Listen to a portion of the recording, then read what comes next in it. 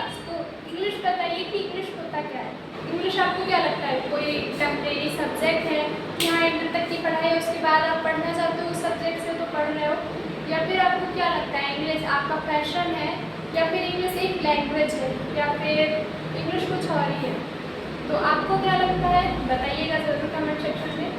और मेरे हिसाब से तो इंग्लिश एक सब्जेक्ट नहीं है, क्योंकि इंग्लिश के बारे में आप जितना ज़्यादा जानना चाहोगे उतना ज़्यादा आपको कोई भी चीज़ हो, चाहे इंग्लिश हो हिंदी हो, वो आपको अपने बारे में उतना ज़्यादा बताएगी। दूसरी चीज़ इंग्लिश को अगर आप सब्जेक्ट बोलते हो तो आप उसको सब्जेक्ट के तौर पर पढ़ोगे, और अगर आप इंग्लिश को एज अ लैंग्वेज पढ़ते हो कि हाँ वो लैंग्वेज है, तो आप सब्जेक्ट से ज़्यादा भी पढ़ोगे, कन्वर्सेशन करना सीखोगे, मतलब एक दूसरे से बात करना सीखोगे, और दूसरे के साथ कम्युनिकेट कैसे किया जाता है इंग्लिश में वो सीखोगे। बहुत सारी चीज़ें आप इंग्लिश में सीखोगे।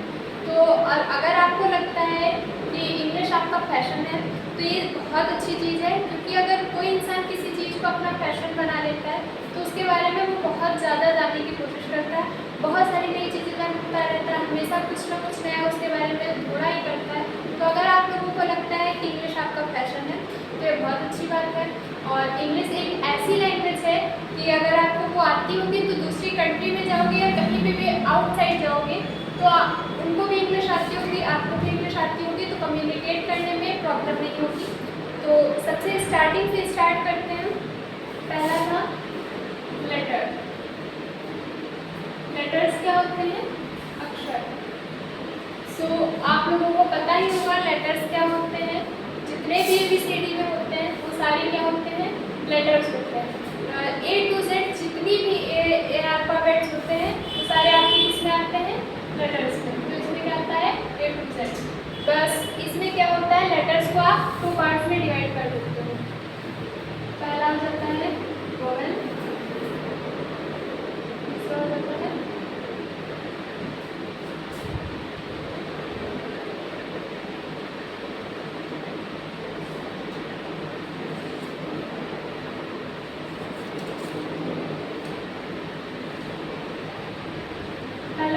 वोवेल, दूसरा हो जाता है कॉन्सोनेंट्स। तो वोवेल क्या होते हैं? Vowel A, E, I, O, U। In 5 letters के अलावा जितने भी होते हैं वो सारे ABCD में जितने भी होते हैं वो सारे आपके कॉन्सोनेंट में आ जाएंगे। ये सिर्फ 5 ही होते हैं जो वोवेल्स होते हैं। वोवेल्स आपको क्यों पढ़ाया जा रहा है? इससे बहुत सारी चीज़ें होती हैं, इसका बहुत इम्पैक्ट पड़ता है इंग्लिश में, इस वजह से आपको वोवेल पढ़ाया जा रहा है। और इसके क्या यूजेस होते हैं, ये कहाँ पर कैसे यूज होता है और इसमें क्या क्या हम कर सकते हैं, मतलब इसमें वो सब आपको आगे क्लास में बताया जाएगा। तो अभी के लिए इतना ही। लेटर्स क्या होते हैं? अक्षर होते हैं। अक्षर आपको पता ही होगा, ये 2 पार्ट्स में डिवाइड होते हैं, वोवेल कॉन्सोनेंट। तो वोवेल आपके ये होगा, कॉन्सोनेंट क्या हो जाएंगे? जैसे B हो गया, D हो गया, F हो गया, G हो गया, H हो गया, यहाँ से जितने भी होते हैं Z तक वो सारे आपके क्या होते हैं? कॉन्सोनेंट। बस क्या है उसमें ये 5 लेटर्स नहीं आने चाहिए, क्योंकि ये क्या होते हैं? आपके वोवेल्स होते हैं।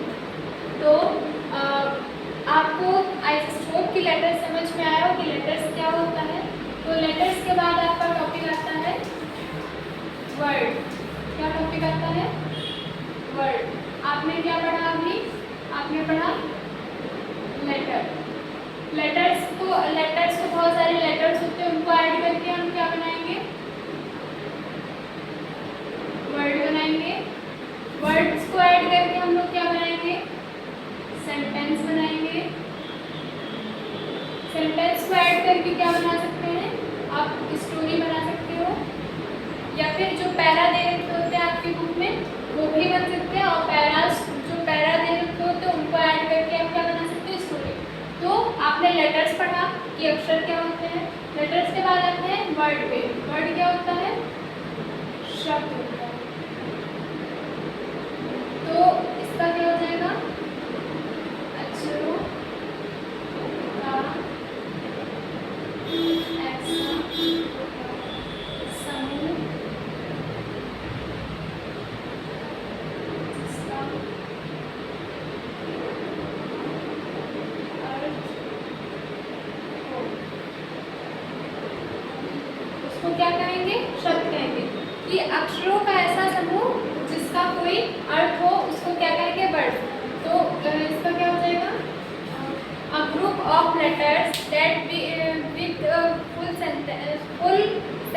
Is called word.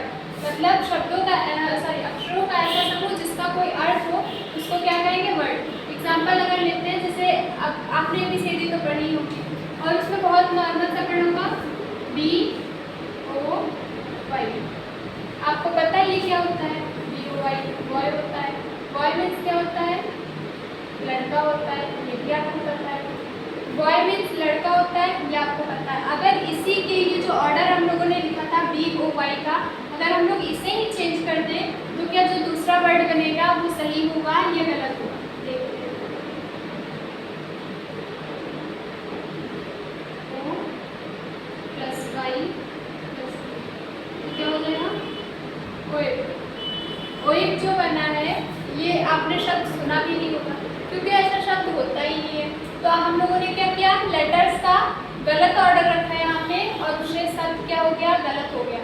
तो लेटर्स अगर सही आप रखते हो, सही ऑर्डर में रखते हो, उससे जो शब्द बनता है उसका अर्थ निकलता है तो वो क्या होता है? शब्द कहलाता है। अगर आप लेटर्स को ही गलत ऑर्डर में रखोगे और उससे जो शब्द बन रहा है उसका अर्थ ही नहीं है तो वो शब्द नहीं कहलाएगा। मतलब होता है शब्दों का ऐसा अक्षरों का ऐसा समूह जिसका कोई अर्थ हो उसको हम लोग क्या कहेंगे? शब्द कहेंगे। जैसे BOY से आपने बॉय बनाया, ऐसे ही क्या आप C plus A plus T cat लिख सकते हो, है ना? CAT क्या हो जाता है? कैट हो जाता है। कैट का मतलब आपको पता है बिल्ली होता है, तो आपको नॉर्मली पता है कि हाँ इसका मीन क्या होता है। अभी अगर जैसे आप इसी का वो कर दो TAC, ऑर्डर हम लोगों ने चेंज किया तो हम लोगों ने क्या लिखा? TAC। अगर आप इसी को लिखते हो टैग, तो टैग का मतलब कुछ नहीं होता, टैग वर्ड नहीं होता, तो ये क्या शब्द कहलाएगा? नहीं कहलाएगा। तो वर्ड आप लोगों को समझ में आया होगा एज इसको। इसके आगे क्या आता है? हम लोगों ने लेटर्स पढ़ा, लेटर्स से हम लोगों ने शब्द बनाए। अब शब्द से क्या बनाना है? सेंटेंस। अगला क्या है? सेंटेंस। सेंटेंस मतलब होता है वाक्य। आप अगर ध्यान दोगे तो आपकी हिंदी ग्रामर, इंग्लिश ग्रामर दोनों एक साथ कंप्लीट हो जाएगी क्योंकि दोनों में कोई डिफरेंस नहीं होता है। बस ये है कि यहाँ पर कन्वर्सेशन भी होगी, तो अगर आप वो करते हो तो उसका हिंदी से कोई मतलब नहीं कर पाएगा। तो सेंटेंस क्या होता है? उसको कहते हैं वाक्य। इसमें क्या होता है? शब्दों का ऐसा समूह जिसका कोई अर्थ हो। शब्दों का ऐसा समूह जिसका कोई अर्थ हो। आपने लेटर्स लिखे, लेटर्स को सही ऑर्डर में किया तो वो शब्द बना, मतलब वर्ड बना। अभी आप वर्ड्स को सही ऑर्डर में रखोगे तो उससे क्या बनेगा? सेंटेंस बनेगा। जैसे सोनम रोती है, आपने सेंटेंस लिखा सोनम रोती है। हिंदी में पढ़ते हैं सोनम रोती है, तो सोनम रोती है इसको आपने सेंटेंस को लिखा सोनम रोती है। अगर आप अभी इसको क्या बना दो? रोती सोनम है,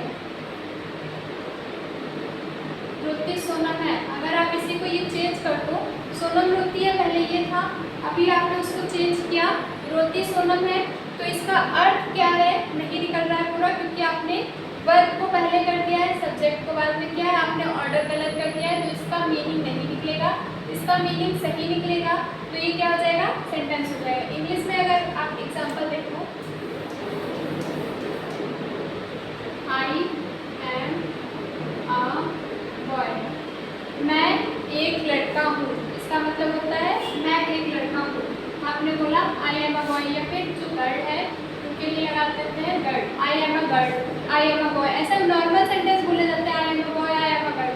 आपने ये सेंटेंस बोले तो इसका क्या हो रहा है? मतलब निकल रहा है। अभी बोल दो आ बॉय एम आई, तो आपने क्या किया? इसका ऑर्डर ही गलत कर दिया और इसका जो मतलब निकलेगा ही नहीं। तो क्या ये आपका सेंटेंस हो जाएगा? नहीं होगा। दूसरी बात, पहले इसको समझ लेते हैं कि शब्दों का ऐसा समूह मतलब वर्ड्स का ऐसा ऑर्डर या फिर ऐसा ग्रुप जो सेंस देता हो, मतलब उसका अर्थ निकलता हो, मीनिंग निकलती हो, तो आप उसको क्या कहोगे? सेंटेंस कह सकते हो। शब्दों के समूह से जो वाक्य बने, अगर उसका अर्थ निकल रहा है, उसका सेंस निकल रहा है, मीनिंग निकल रहा है, तो उसको आप सेंटेंस बोलोगे। अगर उसका मीनिंग नहीं निकल रहा है तो वो सेंटेंस नहीं होगा। ठीक है। अभी जैसे आपने सेंटेंस लिखा था I am a girl, I am a girl, मैं एक लड़की हूँ। तो अभी अगर आप इसकी जगह पे कर दो I am a GILR, clear कर दो। मैंने पूरा सेंटेंस नहीं चेंज किया है, मैंने बस एक शब्द में चेंज किया है। आई एम अ गर्ल, मैं एक लड़की हूँ, इसका शब्द तो निकल रहा था मैं एक लड़की हूँ। अब गर्ल का मतलब क्या होता है मुझे तो नहीं पता है।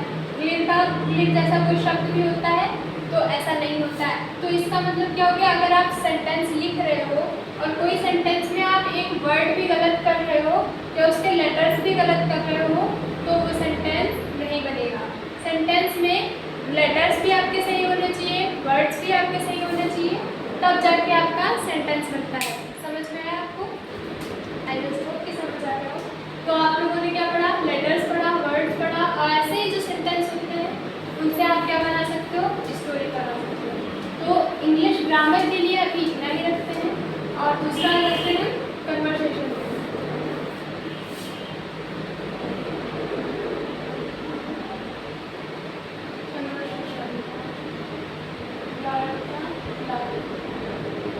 तो आज की सिर्फ डेमो की क्लास थी आपको कि हाँ अब मुझे ये देखना था कि आप लोगों को समझ आ रहा है कि नहीं, आप लोग पढ़ पा रहे हो या नहीं, या मैं आपको पढ़ा पा रही हूँ या नहीं। इसी वजह से क्लास में थोड़े टॉपिक्स रखे गए थे। कल से जब आपकी क्लास होगी तो वो 1 घंटे की क्लास होगी, 1 घंटे नहीं तो 55 मिनट, या फिर हो सकता है 1 घंटे 5 मिनट की क्लास हो जाए। 5 मिनट तो इधर उधर चलता है तो कन्वर्सेशन हो जाएगा। कन्वर्सेशन का मतलब होता है वार्तालाप। जैसे किसी ने जैसे पेरेंट्स होते हैं तो जब उनके वो आते हैं, पेरेंट्स होते हैं तो उनके जब रिलेटिव्स आते हैं तो उनसे क्या बोला जाता है, हेलो। और हेलो बोलते हो तो हेलो का मतलब क्या निकलता है।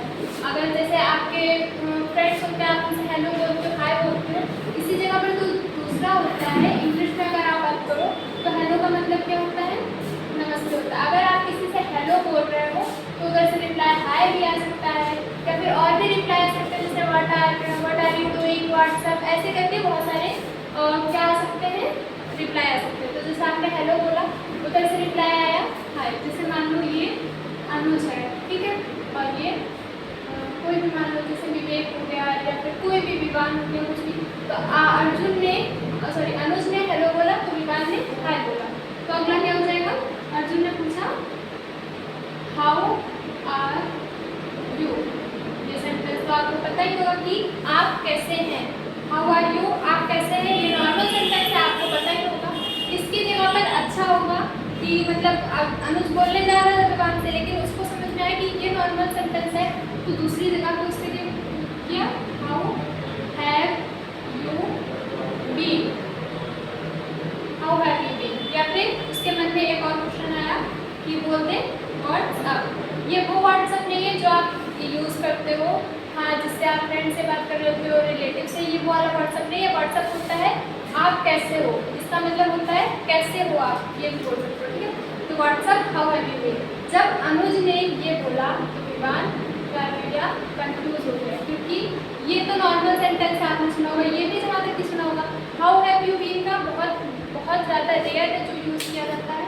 तो मेरा मानना है कि अगर आप इंग्लिश सीख रहे हो तो ज़रूरी नहीं है कि उसमें आप नॉर्मल सेंटेंस बोलो, आप ऐसा सेंटेंस बोलो कि सामने वाला भी शॉकिंग रह जाए, तो वो ज़्यादा चीज़ अच्छी रहेगी। तो जितनी आपकी क्लास थी, आज की क्लास ख़त्म करते हैं। और आज की क्लास में जितना था, आई जस्ट होप कि आप लोगों को समझ में आया हो। तो आप लोगों को कल इसी टाइम पे मिलेंगे 12 बजे। आज थोड़ा लेट हो गया, उसके लिए सॉरी। कल इसी टाइम पर मिलेंगे और आप मेरे साथ पढ़ते रहिए और कीप लर्निंग।